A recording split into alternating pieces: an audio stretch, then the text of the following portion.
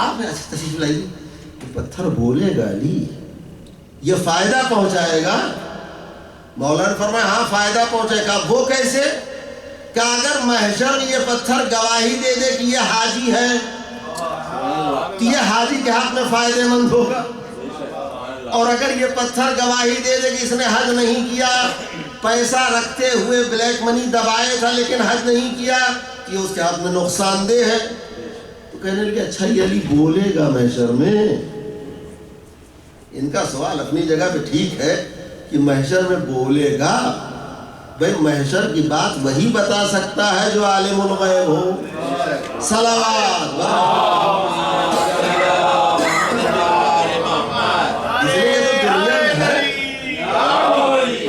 یہ تو دنیا میں ہے، ہم تو دنیا کی خبریں جانتے ہیں، دنیا کی نیوز رکھتے ہیں، محشر کی خبر تو وہی دے سکتا ہے جو وہاں کا رہنے والا ہو۔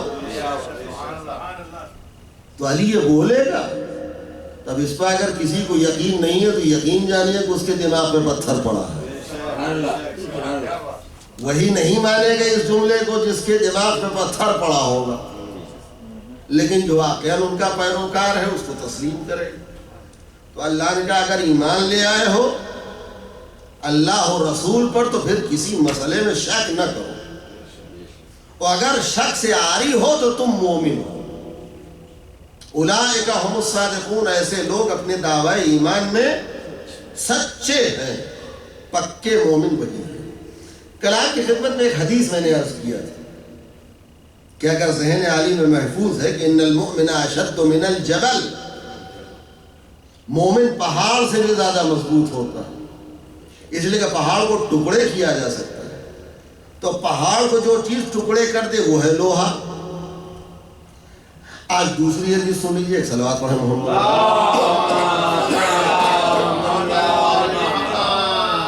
چھڑے امام فرماتے ہیں ان المؤمن اشد من زبر الحدید، ان الحدید اذا ادخل في النار تغیر، والمؤمن اذا قتل ثم نشر ثم قتل ثم نشر لم يتغیر قلبه۔ توجہ چاہتا ہوں ایک جملے پر پلیز۔ مولا فرماتے ابھی تک یہ تک مومن پہاڑ جیسا، اس کا ایمان پہاڑ کے جیسا ہونا چاہیے۔ پیغمبر فرمایا المؤمن کالجبل لا يحركه العواصف، مومن کو پہاڑ کی طرح مضبوط ہونا چاہیے تاکہ آندھی بھی چلے تو کچھ کا کچھ بگاڑ نہ سکے۔ دوسری حدیث جو کل سنائی تو مومن پہاڑ سے بھی زیادہ مضبوط ہوتا ہے، اس لیے کہ پہاڑ کو ٹکڑے کیا جا سکتا، مومن کے عقیدے کو نہیں پامال کیا جا سکتا۔ آج یہ حدیث سنیے کہ مولا فرماتے مومن لوہے سے بھی زیادہ سخت، مضبوط، مستحکم ہوتا ہے۔ کیوں؟ ان الحدید اذا ادخل فی النار تغیر، اگر لوہے کو آگ میں ڈال دیا جائے تو وہ بھی بدل جاتا ہے۔ لوہا مضبوط ہے جب تک وہ آگ میں نہیں گیا، لوہا سخت ہے جب تک وہ ٹھنڈا ہے، لیکن جہاں اس کو تمازت دی جائے، آگ میں رکھا جائے، وہ رنگ بدل دیتا ہے، پگھل جاتا ہے۔ اور لوہا آگ میں جانے کے بعد اس کے اندر دو تبدیلی آتی ہے، ایک تو کلر چینج ہوتا ہے اور ایک اس کی حقیقت و ماہیت بدل جاتی ہے، سختی ختم ہو جاتی ہے اس کی۔ آگ میں پہنچتے ہی رنگ بدل گیا اور اس کے بعد پگھلنا شروع ہوا، اب آپ اس کو جدھر چاہیے گھمائیے موڑتے چلے جائیے۔ تو اس کا مطلب ہے کہ مومن کا ایمان اس سے بھی زیادہ مضبوط ہونا چاہیے۔ امام نے فرمایا ان المؤمن اذا قتل ثم نشر، اگر مومن کو قتل کر دیا جائے، پھر زندہ کیا جائے، پھر قتل کیا جائے، پھر زندہ کیا جائے، تو اس کے اندر تبدیلی نہیں آنی چاہیے۔ صلوات، یہ ہے مومن۔ اس لیے کہ ایک ہم نشین اگر بغل میں آ جائے تو اس کا رنگ نہیں لینا چاہیے۔ یہ لوہے کی صفت ہے کہ آگ کے پہلو میں جاتے ہی رنگ بدل گیا، اور اگر تم دائرے ایمان میں آ گئے اور مومن ہو تو کسی کا رنگ کیش مت کرو، دوسروں کے اوپر اپنا رنگ چڑھاؤ، تم دوسروں کو تبدیل کرو، تم تبدیل نہ ہو دوسروں کو دیکھ کر کے۔ اس لیے کہ گلاب کانٹوں کے درمیان کھلتا ہے،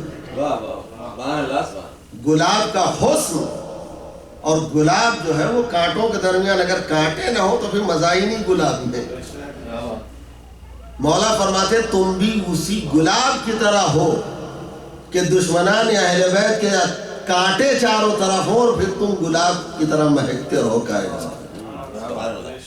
اس طریقے سے اپنے ایمان کو بلند کرو، معیار اٹھاؤ۔ لیکن آج دنیا اس پر حملہ کر رہی ہے، جس سے ہمارا ایمان مضبوط ہوتا ہے، جس سے ہمارا ایمان قوی ہوتا ہے، مستحکم ہوتا ہے، انہی چیزوں کو ڈیمیج کیا جا رہا ہے، انہی پر حملے ہو رہے ہیں۔ آپ ہم سے بہتر واقف ہیں حالات زمانہ سے۔ ایک طرف سوشل میڈیا ہے، دوسری طرف افراد ہیں۔ پہلے یہ تھا کہ دشمن باہر سے آتا تھا، ہم پہچانتے تھے، ایکسٹرنل دشمن ہوتا تھا اور اس کو ہم سمجھتے تھے ہمارا دشمن ہے، اس کا مقابلہ بھی کرتے، جواب بھی دیتے تھے۔ لیکن اب مسئلہ یہ کہ انٹرنل دشمن پیدا ہوا، ہمارے لباس میں بھی آ رہے ہیں، اپنوں میں آ رہے ہیں لوگ، یہ جو آ رہے ہیں جن کو پہچاننے میں تھوڑا دقت ہوتی ہے، لہذا پہچانیے۔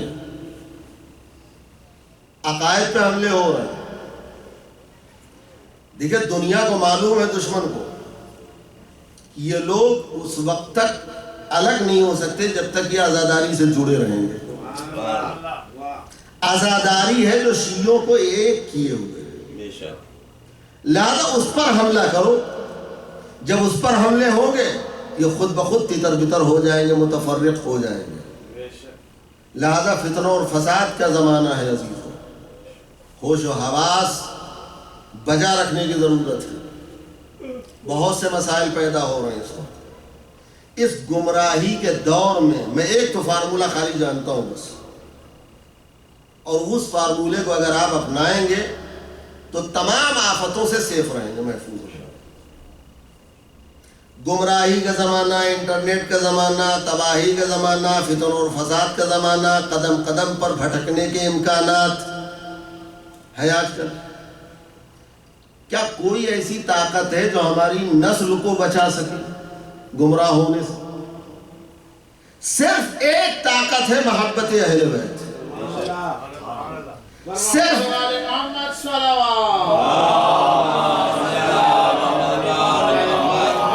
اگر ممکن ہو تو بلند کریے صلوات۔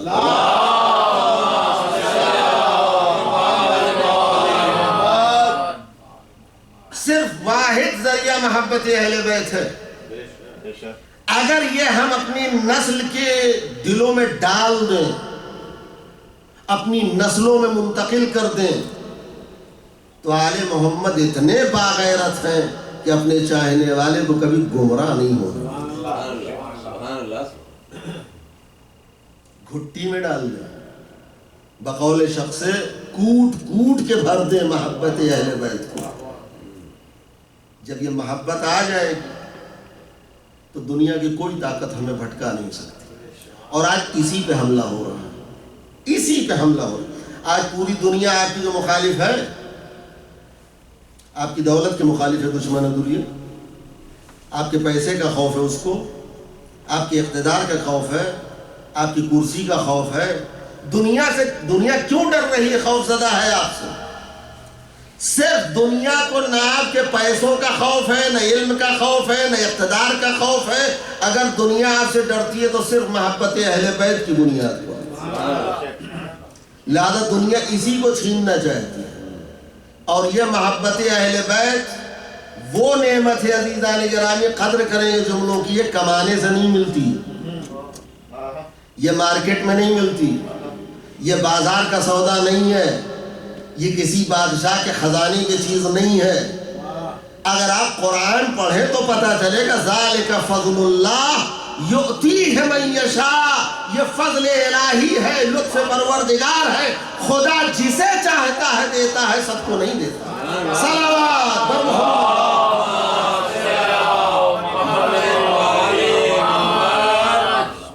ہر آدمی کو نہیں دیتا۔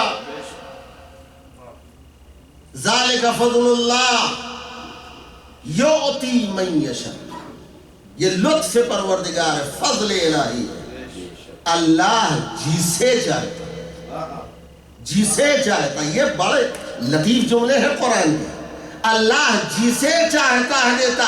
اب آپ سینہ تان کے کھڑے ہو جائیے اور کہیے اللہ نے اس لائق ہمیں سمجھا کہ اس نے یہ محبت کی دولت دی، اس لائق خدا نے ہمیں سمجھا ہے۔ لہذا دنیا اسی پہ جھگڑا کر رہی ہے ہم سے، اسی نعمت کو ہم سے چھیننا چاہتی ہے۔ بھئی قرآن نے کہا ہے کہ یہ فضل الہی ہے، لطف الہی ہے۔ بھئی اگر دنیا کو جھگڑا کرنا ہے تو ہم سے کیوں الجھ رہی ہے دنیا؟ اللہ سے جھگڑا کرو۔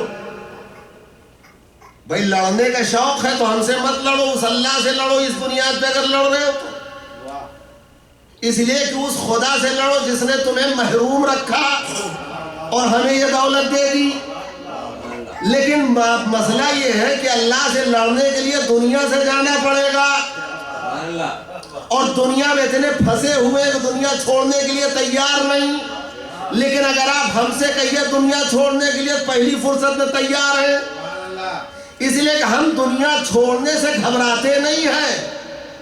اس لیے نہیں گھبراتے ہیں کہ جس دن ہمارا سفر شروع ہوگا دنیا سے، پہلے ہی مرحلے میں میرا مولا سراہنے آ جائے گا۔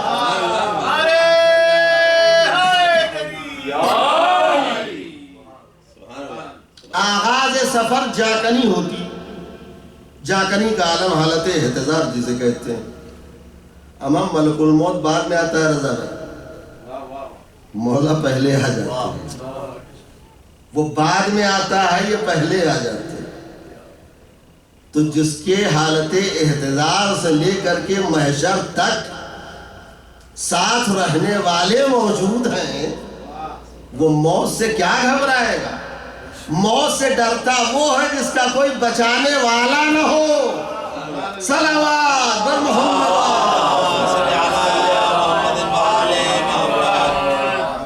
موت سے ہم نہیں گھبراتے، بلکہ ہمیں تو معلوم، اب تو ہم موت کی تمنا کرتے ہیں، کاش وہ دن جلدی آئے تاکہ مولا کا دیدار ہو جائے۔ تو جس کے قدم قدم پر بچانے والے موجود ہوں وہ موت سے گھبرائے گا؟ بقول رضا سرزوی کی، علی والوں کا مرنا بھی کوئی مرنے میں مرنا ہے۔ ڈاکٹر صاحب، علی والوں کا مرنا بھی کوئی مرنے میں مرنا ہے، چلے اپنے مکان سے اور علی کے در پہ جا بیٹھے۔ علی والوں کا مرنا بھی کوئی مرنے میں مرنا ہے، چلے اپنے مکان سے اور علی کے در پہ جا بیٹھے۔ یہاں سب نے کیا رخصت، وہاں آئے علی لینے۔ یہاں سب نے کیا رخصت، وہاں آئے علی لینے۔ یہاں سب رو رہے ہیں، ہم وہاں محفل سجا بیٹھے۔ یہ ہے علی کو چاہنے۔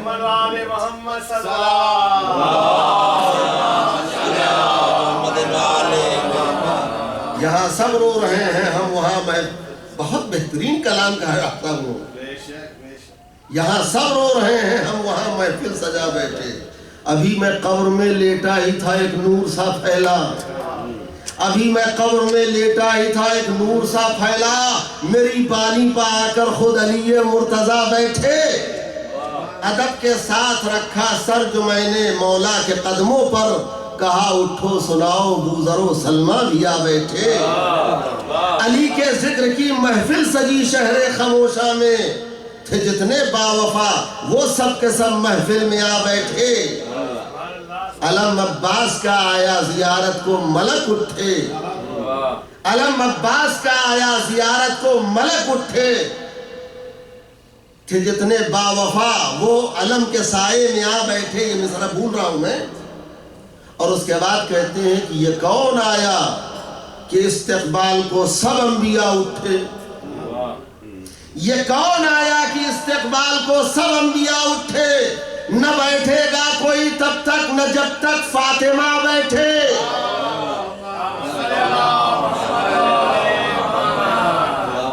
نہ بیٹھے گا کوئی تب تک نہ جب تک فاطمہ بیٹھے۔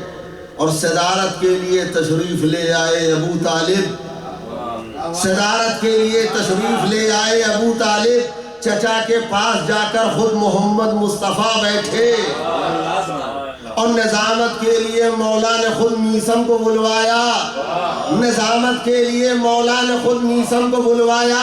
وہ لہجہ تھا کہ سب دانتوں تلے انگلی دبا بیٹھے، وہ لہجہ تھا کہ سب دانتوں تلے انگلی دبا بیٹھے۔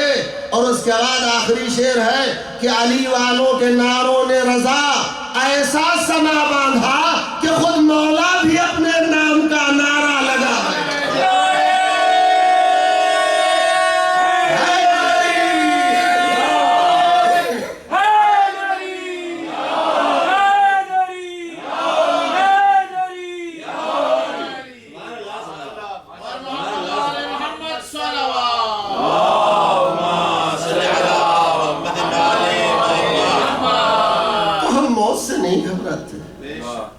ہم موت سے نہیں ڈرتے، بس یہ ہے کہ ہم اس محبت علی اور اولاد علی کی محبت کو اپنی نسلوں میں منتقل کر جائیں۔ یہی ہمارا طر امتیاز ہے، یہی ہماری زندگی کا ماحصل ہے۔ مختلف طریقے سے دشمن حملہ آور ہے ہم پر، کبھی عزاداری کو مدعا بناتا، کبھی محبت پر حملہ کرتا، کبھی ولایت پہ حملہ کرتا، کبھی عصمت پہ شکوک و شبہات کا اظہار کرتا، کبھی ماتم کو ٹارگٹ کرتا، کبھی تبرک کو حملہ کرتا، اس کو مدعا بناتا۔ یہ سب کیا ہے؟ کیوں دنیا ایسا کر رہی ہے؟ کیوں ہمیں الگ کر رہی ہے؟ اس کو معلوم ہے کہ یہ عزاداری